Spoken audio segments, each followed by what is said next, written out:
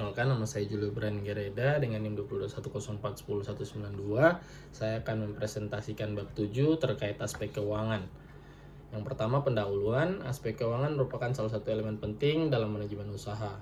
Pemahaman yang baik tentang aspek keuangan membantu pengusaha dalam mengambil keputusan yang tepat, pengelolaan sumber daya, serta perencanaan dan pengendalian keuangan. Yang kedua yaitu tujuan. Tujuan dari pembahasan ini adalah untuk memberikan pemahaman yang komprehensif mengenai aspek keuangan dalam usaha, termasuk jenis-jenis biaya dan modal, serta penyusunan laporan keuangan yang efektif. Yang ketiga, hal yang perlu dipahami yaitu pertama, jenis-jenis biaya usaha. Yang pertama, biaya investasi adalah penanaman modal untuk satu atau lebih aktiva yang dimiliki dan biasanya berjangka waktu lama, dengan harapan mendapat keuntungan di masa-masa yang akan datang.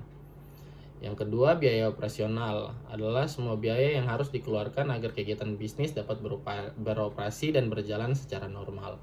Selanjutnya yaitu jenis-jenis modal. Yang pertama, modal asing. Modal asing merupakan modal yang berasal dari luar perusahaan yang bersifat sementara. Yang kedua, modal sendiri. Modal sendiri merupakan modal yang berasal dari pemilik perusahaan yang tertanam dalam jangka waktu tertentu. Selanjutnya yaitu penyusutan aktiva tetap. Metode penyusunan dalam aspek keuangan penting untuk menentukan metode penyusutan dan penghitungan nilai aktiva. Yang pertama yaitu harga perolehan atau cost.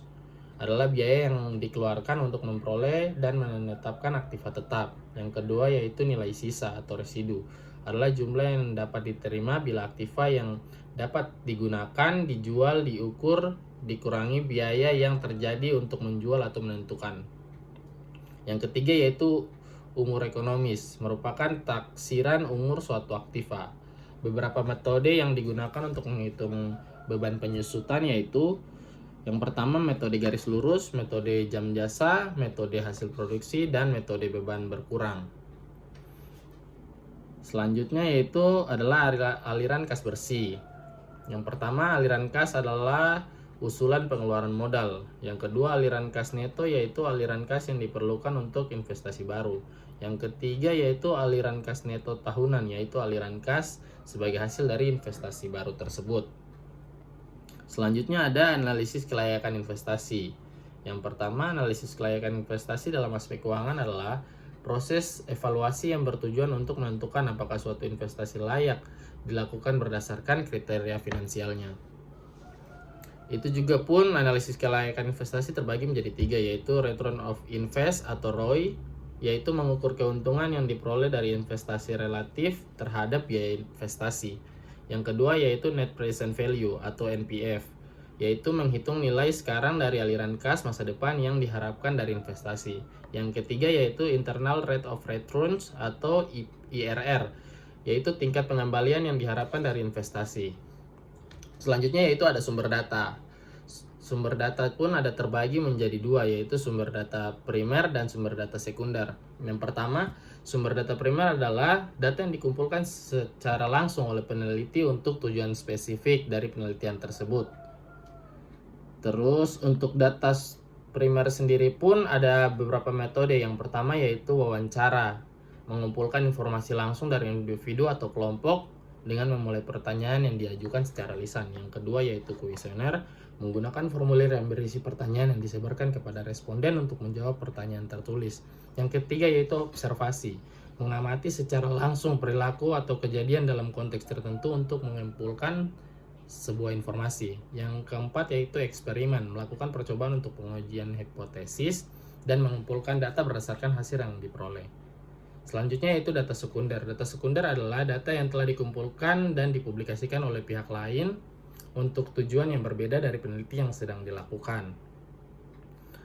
Contoh untuk sumber data sekunder pun meliputi 4 contoh, yaitu laporan keuangan, terus statistik pemerintah, artikel jurnal dan buku, dan keempat yaitu data riset pasar.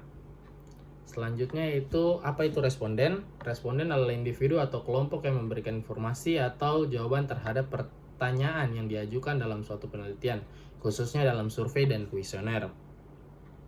Responden biasanya diharapkan untuk memberikan data berdasarkan pengalaman, pendapat, atau pengetahuan mereka. Selanjutnya itu ada metode pengumpulan data. Studi dokumentasi adalah pengumpulan data yang melibatkan pengumpulan dan analisis dokumen atau catatan yang sudah ada. Selanjutnya yaitu survei. Survei adalah metode pengumpulan data yang melibatkan pengumpulan informasi dari kelompok-kelompok orang atau responden melalui kuesioner atau wawancara. Yang ketiga yaitu studi observasi. Adalah metode pengumpulan data yang melibatkan pengamatan langsung terhadap individu, kelompok, atau situasi dalam konteks alami mereka. Selanjutnya ada instrumen pengumpulan data. Pedoman studi dokumentasi adalah panduan atau langkah-langkah yang digunakan oleh peneliti untuk mengumpulkan, menganalisis, dan menginterpretasikan data yang berasal dari dokumen atau catatan yang sudah ada. Pedoman wawancara atau kuesioner adalah panduan yang digunakan oleh peneliti untuk merancang dan melaksanakan wawancara atau survei menggunakan kuesioner. Selanjutnya yaitu adalah analisis data. Analisis data adalah proses sistematis untuk menerapkan teknik, statistik atau logika untuk menggambarkan dan memverifikasi data. Tujuannya yaitu untuk mengidentifikasi pola, hubungan, dan tren yang dapat membantu dalam pengambilan keputusan. Yang kedua yaitu jenis data. Jenis data pun ada terbagi menjadi data kuantitatif, yaitu data yang berbentuk angka dan dapat diukur, seperti tinggi badan, usia, dan penghasilan. Yang kedua yaitu data kualitatif, data yang berbentuk deskripsi atau wawancara, observasi, dan dokumen. Selanjutnya yaitu ada tahapan analisis data. Tahapan analisis data pun terbagi menjadi pengumpulan data, pengelolaan data, analisis deskriptif, dan analisis interversial, dan analisis kualitatif.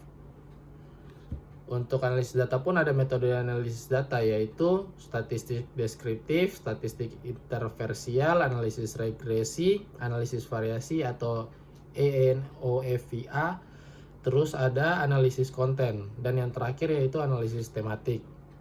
Baik, itu saja presentasi dari kami. Ada kata-kata penutup yaitu karena dimulai maka juga akan diakhiri. Jika diakhiri tanpa memulai itu bukan presentasi tapi masalah hati. Asap.